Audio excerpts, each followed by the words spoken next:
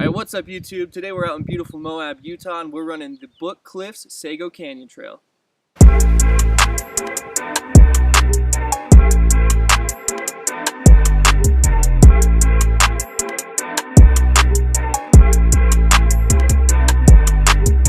The first time we brought our Jeep down to Moab, Utah, we picked up this book, and this so far has been the best book for guiding us through the trails around here, and we wanted to bring that experience to you guys as well.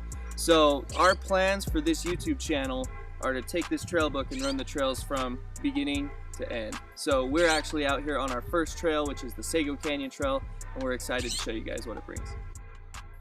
Alright you guys, so I'm just going to launch right into this by reading the description from the trail book. So it says, enjoy panoramic views that include Arches National Park, Meramic Butte and Castle Valley, scenic lunch spot and optional side trip to Doug's Point above Thompson Springs, visit Ghost Town, and climb to High Point at the edge of Sego Canyon. Picnic near Indian Pictographs. ATVs and UTVs can stage just north of the pavement at waypoint 7. Stay on designated routes at all times and avoid the wilderness study area. So this trail was overall rated easy. So we got off I-70 at Crescent Junction and turned right at the Stop and Go gas station. You'll go on this paved road for a couple hundred feet, crossing the train tracks, and then veering left onto the dirt road. So we drove on this dirt road for a little while and got to take in some breathtaking views of Moab. We love the red rock and the canyons in the area. It's such a beautiful place to be.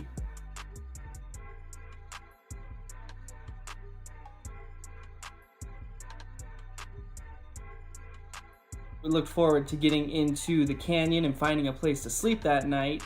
And as we continued on, little did we know that we would be stopped by some cows.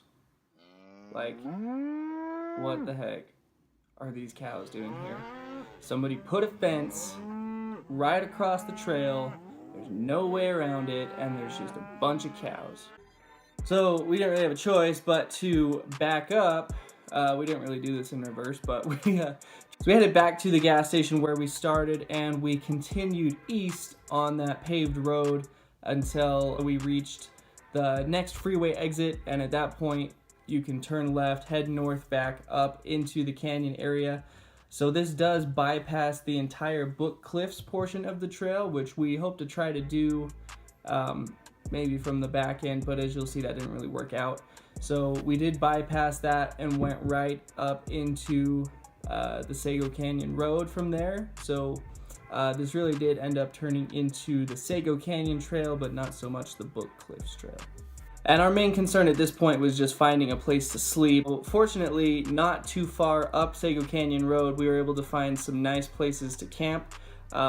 This one actually had a fire pit pre-built, so we were able to just pull off the side of the road, set up our rooftop tent, and get some sleep. Once morning came around, we packed up our tent and hit the road.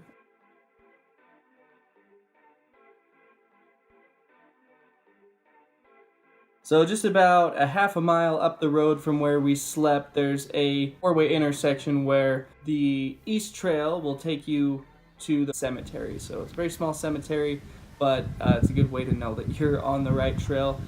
And it wasn't long after the cemetery until we came across one of the biggest landmarks, which is an old stone building that was left over from the ghost town.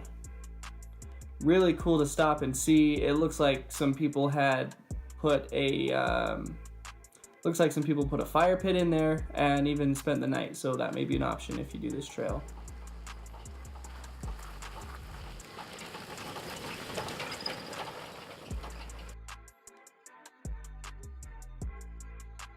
A few miles past the building, we began to climb a lot higher in altitude, so the whole time we were taking in some breathtaking views.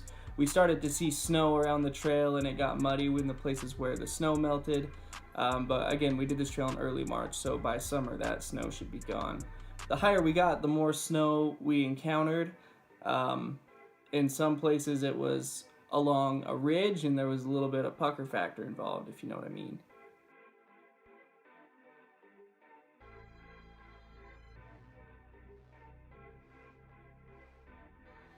So we finally reached the top, and the views were definitely worth it.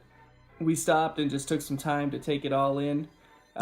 This wasn't the typical Moab scenery that we were used to, though. We've, in all of our four-wheeling down in Moab, it's always been red rock, and here it was evergreens and snow and dirt trails. The trail worked its way along some ridge lines, which was really cool to be able to look down to the left and to the right and see the landscape fall off below you.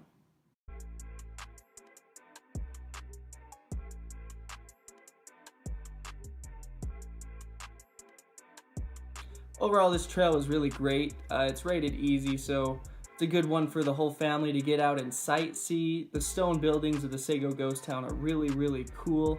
In fact, on our way down from the trail, we found some more buildings and decided to stop and check those out as well.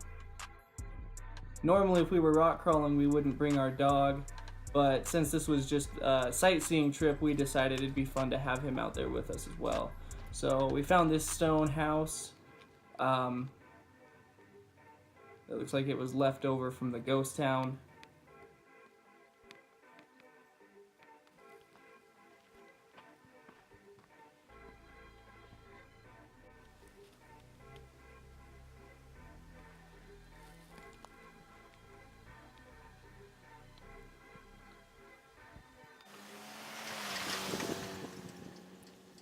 And then finally on our way out, we did make our last stop to see the Indian Pictographs.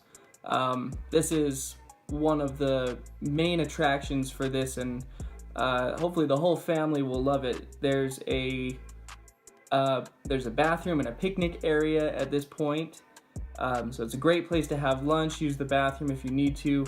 And the Indian Pictographs are very cool. They have signs explaining the different meanings of the pictographs and how they came to be, so I would definitely go and check this out.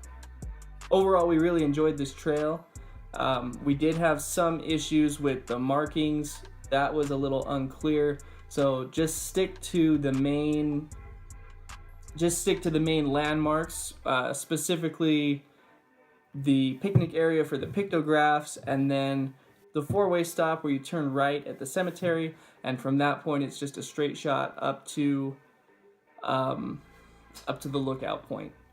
Alright guys, so I hope you enjoyed the video. We plan on doing all the trails in the Moab Trail book, so to make sure you stay up to date with where we are, subscribe to our channel, and don't forget to like this video, and we'll see you next time.